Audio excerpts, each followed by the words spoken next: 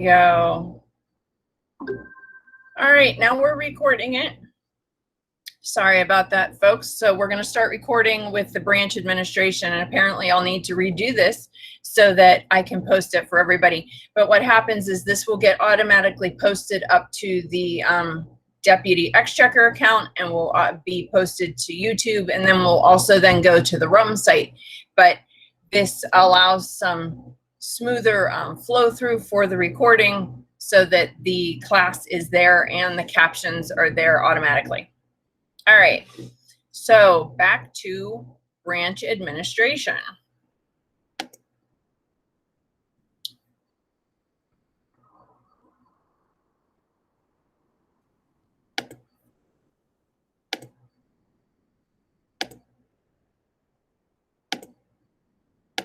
There we go. Okay. So branch administration is basically what you're going to be doing on not necessarily even a day-to-day basis, but a month-to-month basis. My own home group is very small. The amount of time that our Exchequer spends is limited. On the other hand, if you decide to take on the role of a regional Exchequer or a kingdom Exchequer, that workload goes up, as you can imagine. In the Middle Kingdom, we currently have approximately 85 groups. That number kind of goes up a little and down a little.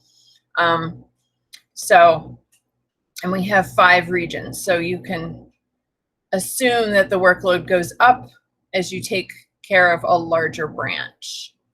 Okay, so topics for branch administration: financial policies, bank accounts, funds, income, expenses, branch property, advances and reimbursement, and reviews of books. And we're not going to touch on all of these specifically this evening. The class tomorrow is specific to reports and gets a little more in detail with those. This is, like I said, it's just a high-level overview to give everybody kind of some insight into what an Exchequer does. Okay, so that being said, a big part of the job of an Exchequer is reports.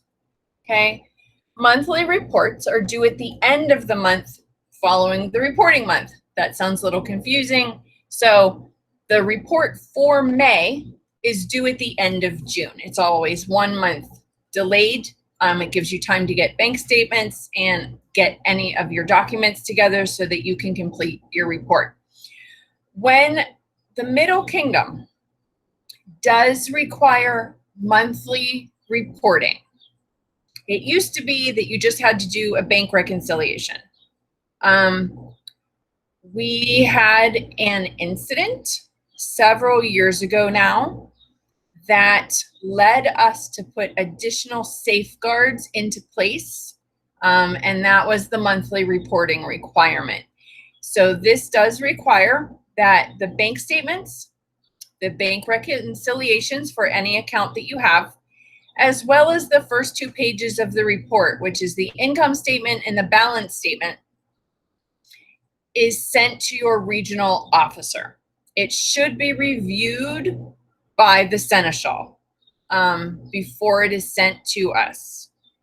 If we have any questions, we will contact the seneschal to make sure that they were aware of it. The reports are then reviewed by the regional to make sure that they balance and that everything looks good, and then they're stored. The Society does now allow for electronic storage of reports, so you do not have to keep paper. Reports need to be stored for 7 years, just the same way as anything else that has to do with money. The IRS can look for records up to 7 years. And they need to be housed in a static format, which means that it's not easy to change. So a JPEG file or a PDF file. PDF is the easiest. You just export from Excel or print to a PDF. and that's what you send up to your regional exchequer. Then you keep a copy of that in your Google Drive. So having a copy in your Google Drive and having a copy in my Google Drive is our two separate copies of a static format to show that the documents haven't been changed. Okay, so you once, even for quarterly reports, which require signatures from the Seneschal and the Exchequer, you can scan those back in as a PDF, house those in your Google Drive, and we're done. Okay, no more paper if we can avoid it. Nobody wants to store paper. Okay, so like I was saying, quarterly reports. So those are just the same. They're monthly reports. Nothing changes as far as the procedure for filling out the report. They are done for March, June, September, and December. We are on a calendar year fiscal year. And that, instead of just printing the first 4 pages of the statement, you would just print the entire thing or send the entire thing. The signatures of the Exchequer and Seneschal are required on those. Okay. And then we have Domesdays. Used to be that the Domesday was this horrible, awful thing. But several years ago, the society went to using cumulative reports instead of consecutive reports. And what that means is that now your report from, say, March includes the data from February and January. It just keeps accumulating all the way through December. So by the time you get to December and you need to fill out your Domesday, you don't have to go back through 11 months of reports and add numbers up and put them in a report. Your report for December that already has all the data is what you're going to turn in. The only difference is you have a couple of extra things.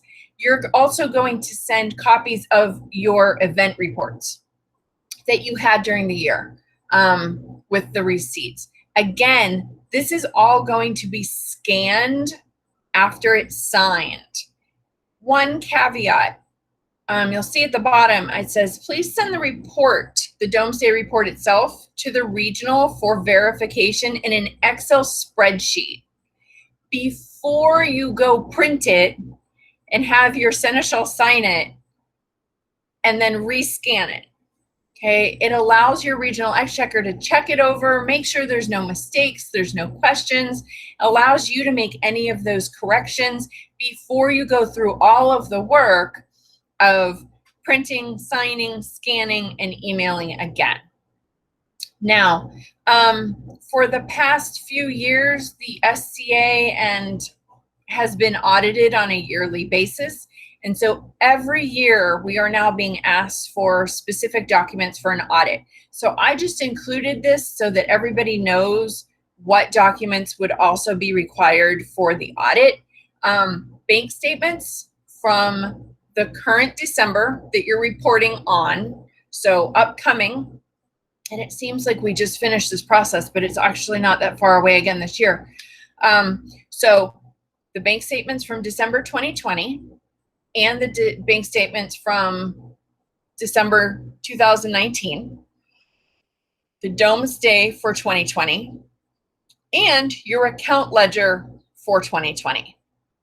All of that would then be sent via email to whichever officer is responsible for collecting that, whether that is the regional or if it's being sent straight to the Kingdom Exchequer. Event reports. So you only have event reports when you have an event, okay? There's a couple different parts to them. You have a budget that you should be filling out with the financial committee. The Exchequer prepares it, gives estimates, gives a budget. The financial committee reviews that, discusses it, and then approves or asks for changes, okay? When it's done, then you have your completed event report with how many people actually showed up, how much money you actually got, the expenses you actually had. And then you also, as part of that, it's a 3-page, it's an Excel spreadsheet that has 3 tabs.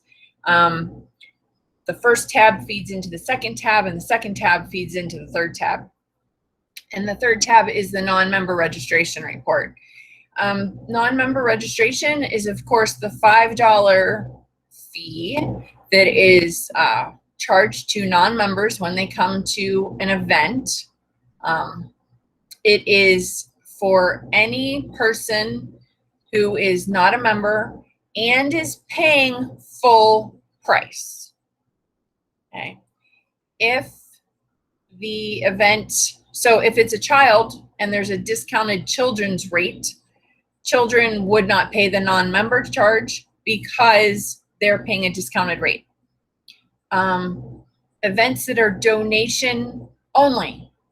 Now, donation means literally I can put money in and here's my donation, or I can't afford it today, so I don't.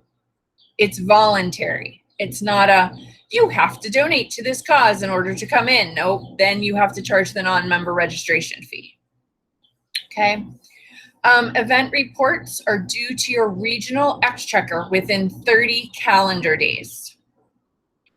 If it's a kingdom event, then the report and the profit split check is due to the kingdom Exchequer within 30 calendar days with a copy to your regional.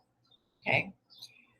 Non-members registration reports and checks are due to the kingdom Exchequer within 10 business days.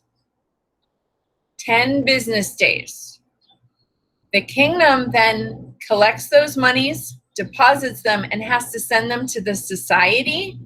The society is very strict on getting the NMR fees in a timely manner.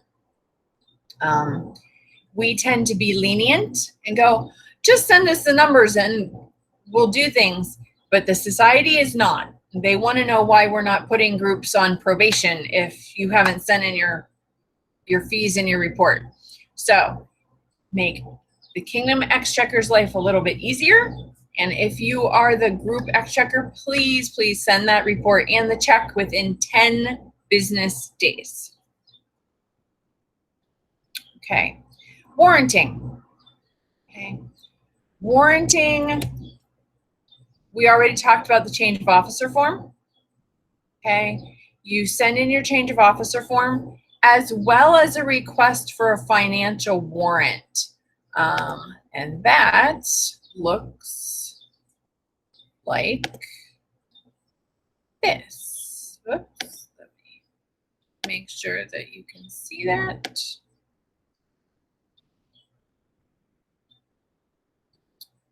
It's one of the ones that has a funny name.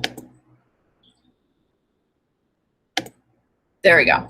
It's a request for a financial warrant, your branch, your information, legal signature. And then you would also send your membership card, a copy of your membership card, which is current, and your state identification. You send those via email to your regional, to the kingdom,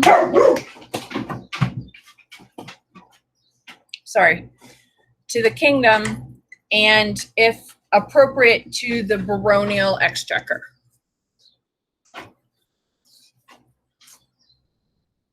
Go.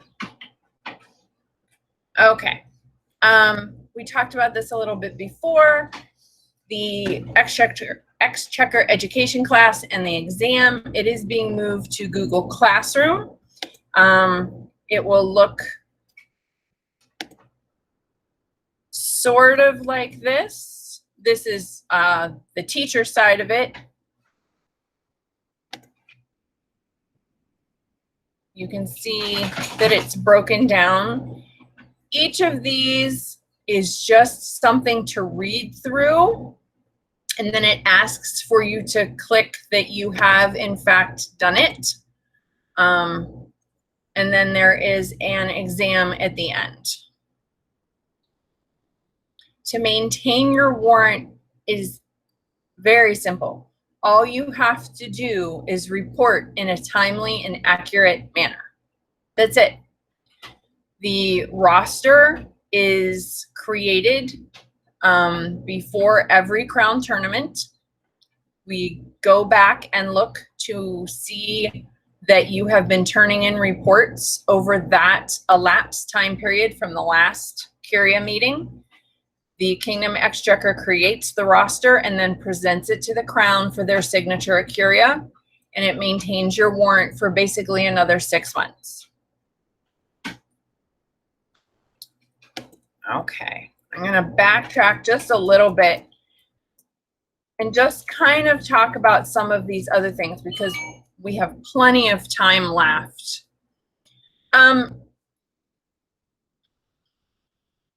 I'm going to do this because looking at my screen and not looking at you guys is a little bit odd. So when we talk about some of the other duties that the group Exchequer has, one of those is maintaining the bank accounts for the group. The group may have checking accounts, may have savings accounts, may even have interest-bearing accounts. There's not a problem with that. Just be aware that for whatever account you do have, you then do have to do a bank reconciliation. You're going to have a primary bank reconciliation, which is larger, and that's the one that is usually for your primary checking account, the one that you have checks and deposits going in and out of all the time. But you may have a short one that just has the ending balance, any deposits or any withdrawals for a savings account, say. Additionally, let's see, income. Most of our income for a group comes through an event, and that's pretty straightforward. People come, they give money for the registration fee to come in. That registration fee can include, let me back up. There's events and there's fundraisers. You can also have donations for income. There are other forms of income. Our primary one is an event. Registration fees include anything that is paid either prior to or at the gate that is included in registration. So that could just be registration if there is no feast. If you are including feast at the time of registration, so I check the box that says, yes, I want registration for 4 people, and then I check the box that says, yes, I want feast for 4 people, and I pay all at one time for that thing, then that goes in the event income. If you have a lunch tavern, if the lunch tavern is separate from your event registration, you create a separate event report for it. So a lunch tavern that people just go up to in the middle of the day and give cash in order to get lunch, that is created on a separate event report. You should have a separate budget and a separate event report because that is considered a fundraiser. That fundraiser can be for the group, it can be for something specific, but it is a separate event under policy. On the other hand, if it's a sideboard and say the food is just included with the registration, then that does not have a separate report. That's just one. So any fundraiser will have a separate report. There's a couple other forms and reports that go with an event, obviously. One is the cash access log.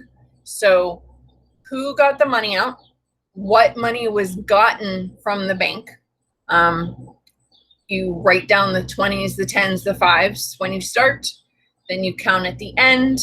At least 2, if not 3, unrelated people will count the monies at the end of the day, and then the deposit is made. The deposit should, banks at this point prefer if the deposit is made from someone listed on the bank account. Also, no cash can be withdrawn from the bank. Everything has to be done through a check. So whoever's running the lunch tavern, a check would be written to them for a certain amount, say $100, so they can get change for the cash box. 2 people then sign that check that is not that person. So in our case, a lot of times, our Exchequer in my local group runs our lunch tavern. So a check is written to her for the amount of cash that she wants to start with. And then 2 other people who are on the bank account, not me, because I was the kingdom and my husband is the seneschal, so not me. 2 people who are on the bank account other than the Exchequer sign the check. Okay, so when we're talking, and that brings us to bank accounts. Bank accounts are less complicated now. If you're just changing signatories, the request doesn't have to go all the way up through the society. Our form is filled out for informational purposes. If you're starting a new bank account, then that does have to go through the society, because the society itself has to send the opening bank information to the bank. Okay, so that process is all detailed in the handbook and the financial policies. Then people on the bank account. And every bank is different on how strict they are as to when people go in to sign the signatory cards. But on the bank account must be a kingdom representative. Now, it says Kingdom Exchequer or Kingdom. It is improbable and not particularly feasible in a kingdom our size with approximately 85 groups to have the Kingdom Exchequer sign on every single bank account in the kingdom. It's not going to happen. So we have designated representatives. Most of the time that is a regional Exchequer, and they should be on your account. So there must be a kingdom representative on your account. And that is so, God forbid something happens, the kingdom representative has access to those monies.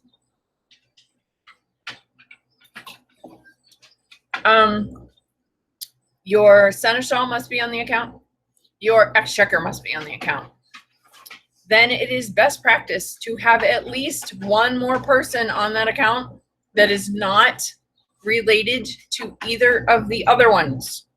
Okay, and by related we mean either family bonds or very close other bonds. You know, living in the house with you? No. Or a mother-in-law, even if they don't live with you, should not be on the same bank account that you are.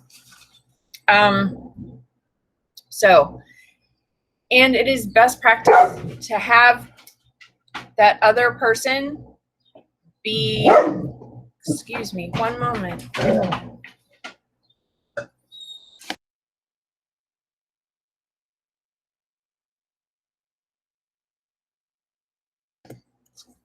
Okay. It is best practice for that person to be an officer. That is helpful instead of one of the members. Every group, even cantons, should have at least 3 officers, I believe. So those 3 officers should be on the account. It is not a requirement to have that 3rd person be an officer, but it is best practice. Okay. Let's see one real quick. Okay, so that was income. Just briefly about funds, funds are ways to categorize monies.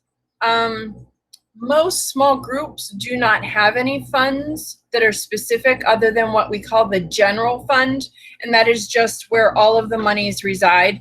It's not actually a separate bank account. It's just it's a categorization of funds.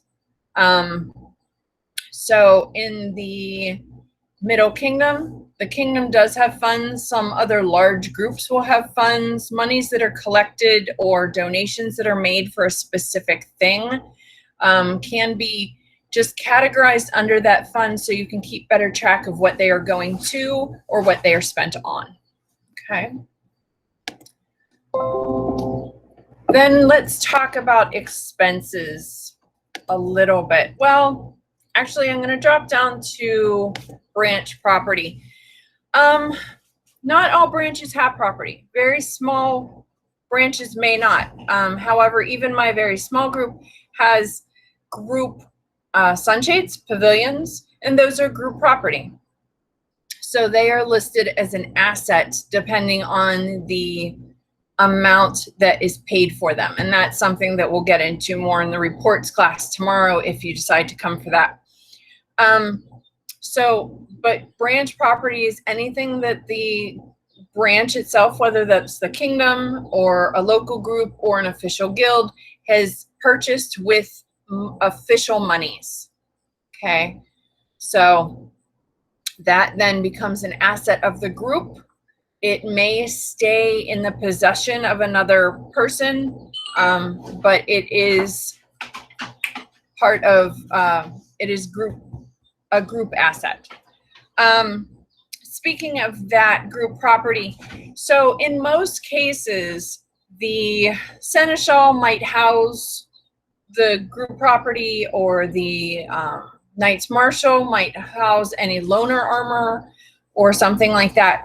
If, however, you have an officer, you have a person who is taking care of group assets, who is not warranted somewhere else. So, and honestly, there's only one group that, there's probably more, but there's one group local to me that does that.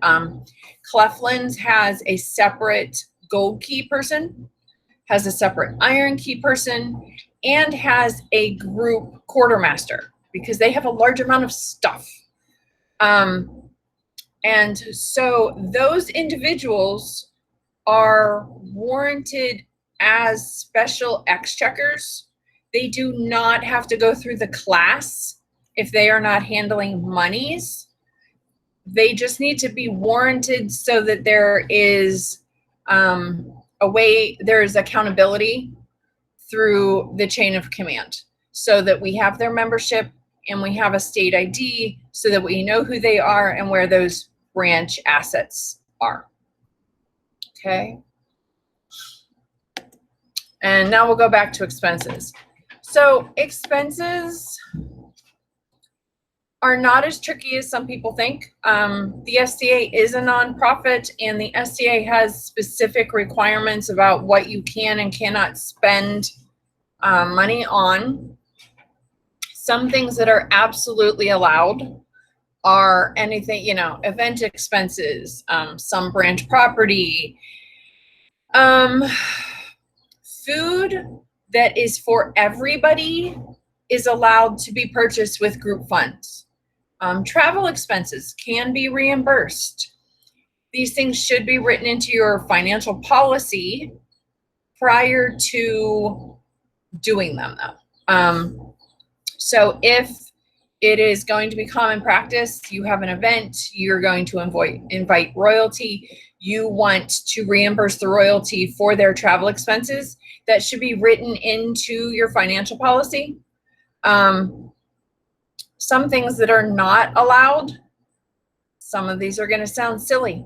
They're there for a reason. So food that is for one particular group and not accessible to everybody is not allowed to be paid for through group funds.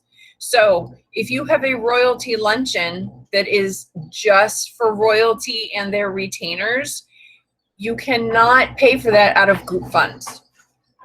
However, if you have food that is for a sideboard and you put some of it in the royalty room, that can be used because it's all coming from the same pot of food and the same pot of money.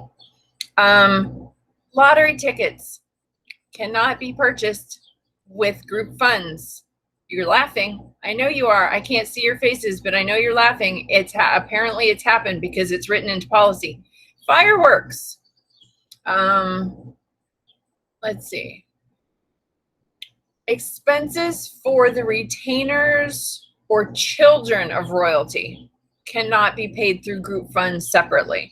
So or reimbursed by the kingdom. If the crown gets a hotel room and their children get a separate hotel room, the kingdom only pays for their hotel room, not the children's. Same with any retainers. Alcohol. Alcohol is a sticky one.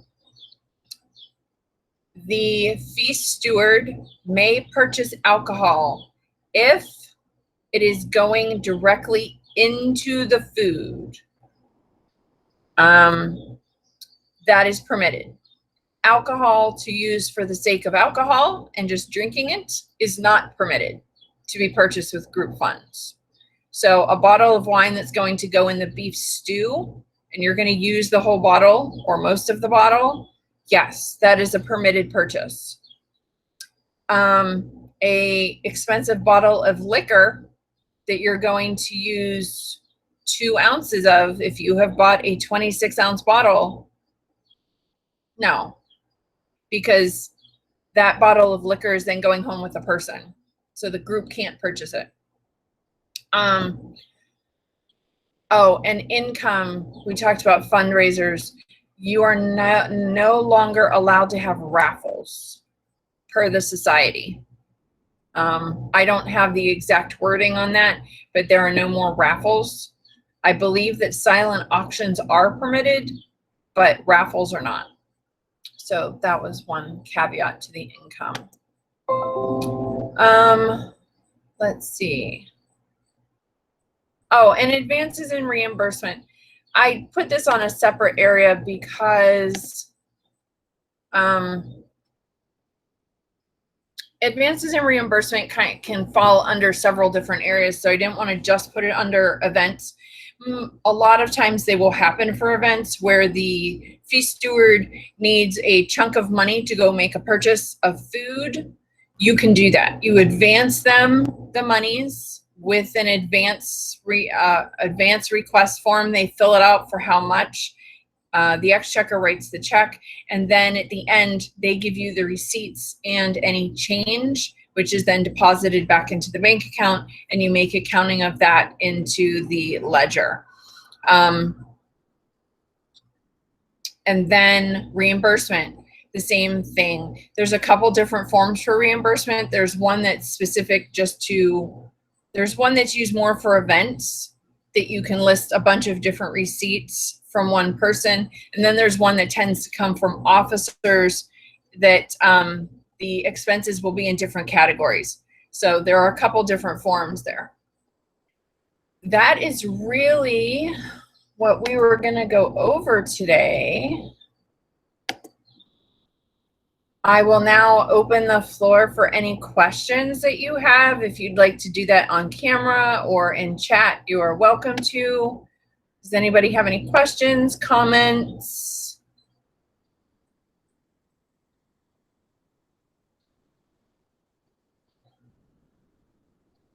Yes, Lydia, what can I help you with?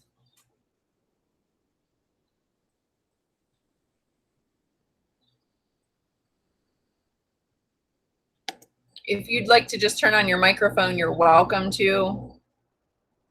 Thanks. For some reason, I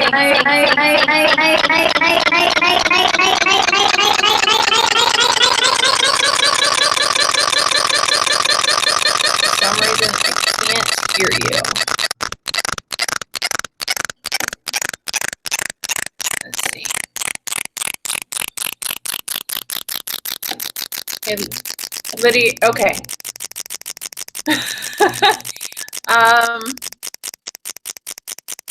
I'm glad you can hear you. For some reason, I can't hear you. Could you go ahead and type the question in the chat, and then I'll reread it so that it goes into the meeting notes.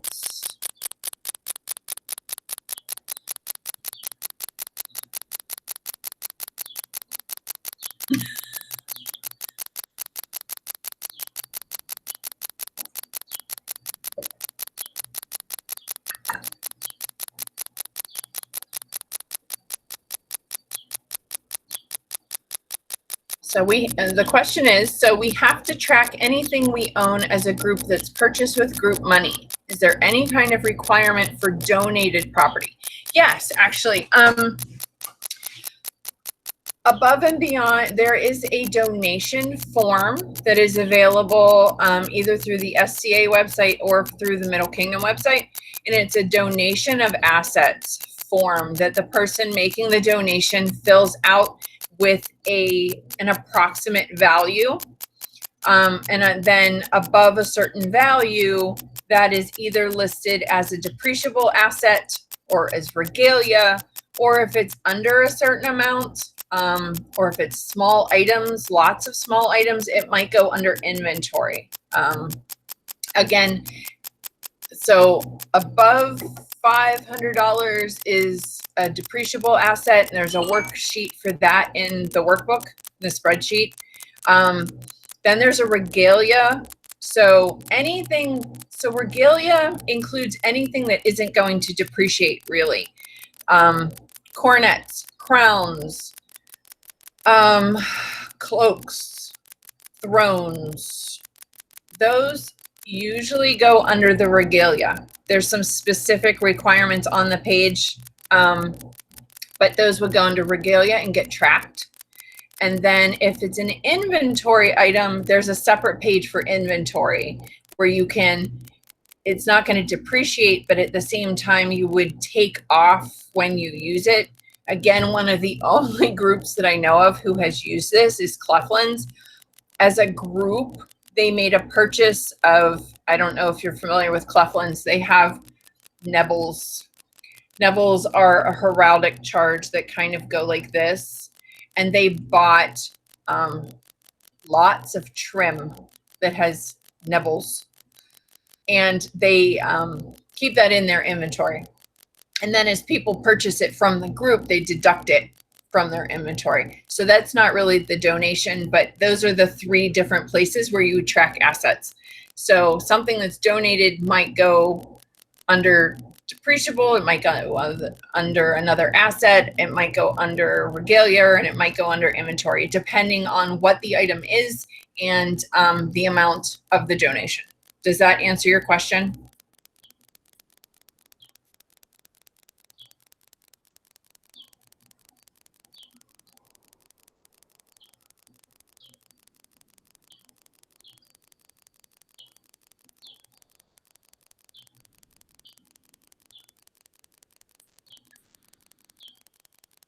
Lydia, can I ask which group you are a new Exchequer for?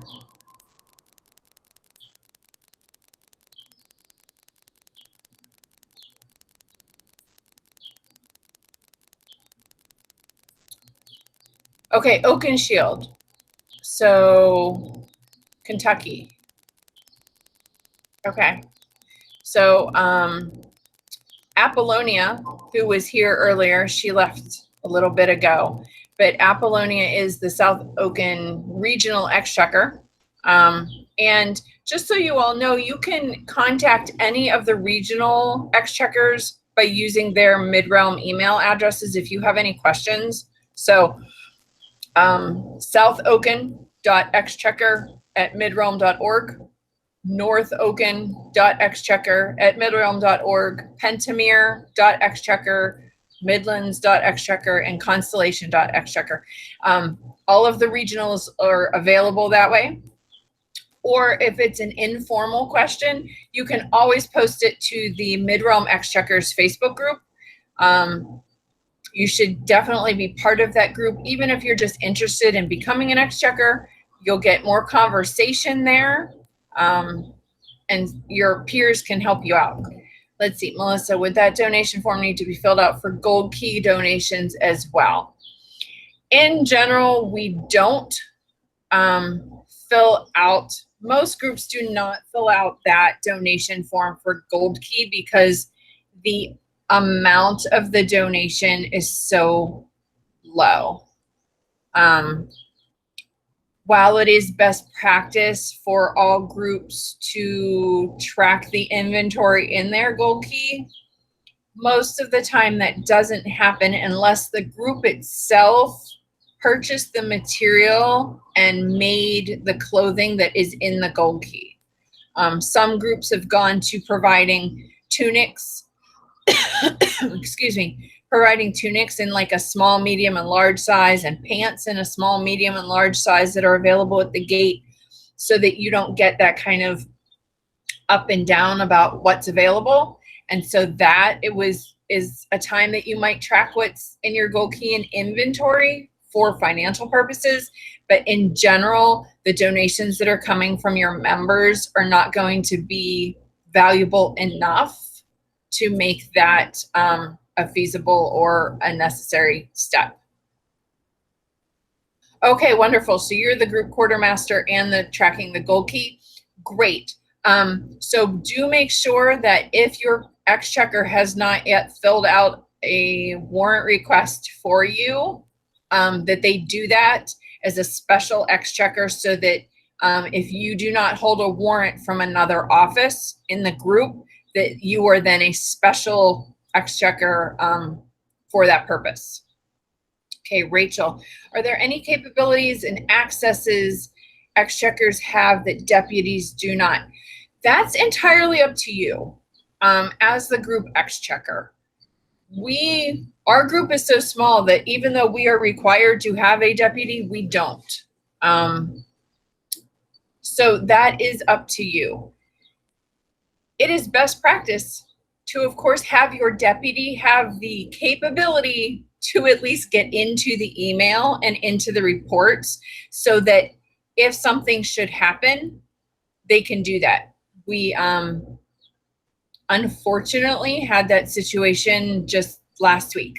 Our Penzic Exchequer passed away, and his deputy now has to step in and try to collect all of those things. And she has some of the materials and not all the materials. So it is best practice to have your deputy have access to things and to know what's going on. It doesn't really help you or help the group if your deputy is not helping you with monthly reports or learning to do the job, so that eventually they can step up. Okay, so, but that is an individual decision within the group, and something that should probably be brought up with the financial committee when posting a job opportunity for a deputy, as to what do you want that deputy to do? Okay. Does anybody else have any questions for me?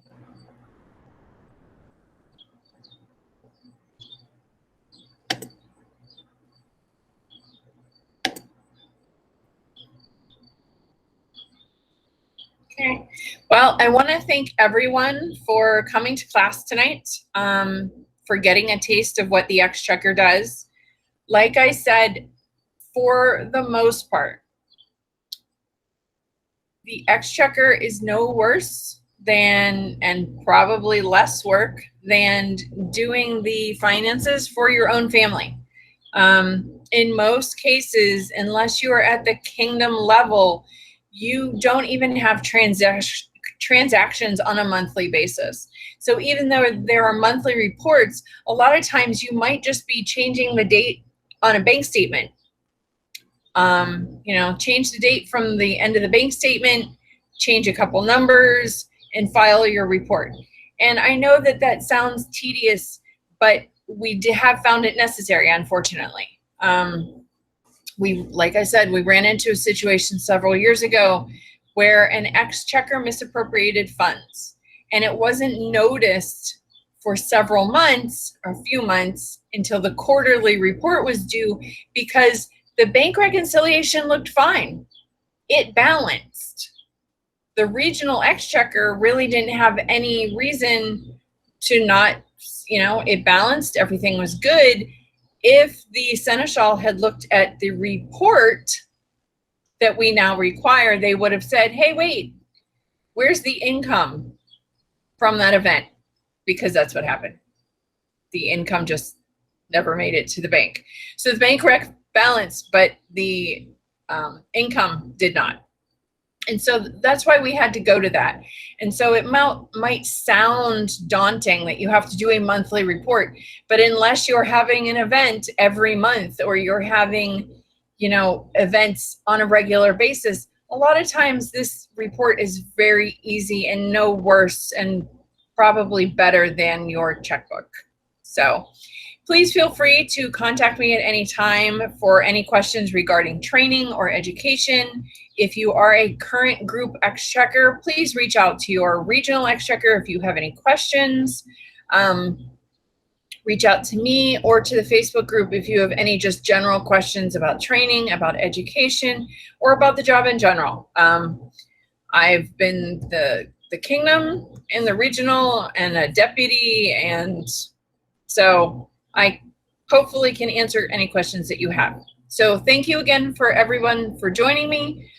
This video will be posted to the Middle Kingdom YouTube channel and also to the Rome YouTube channel in just a few days.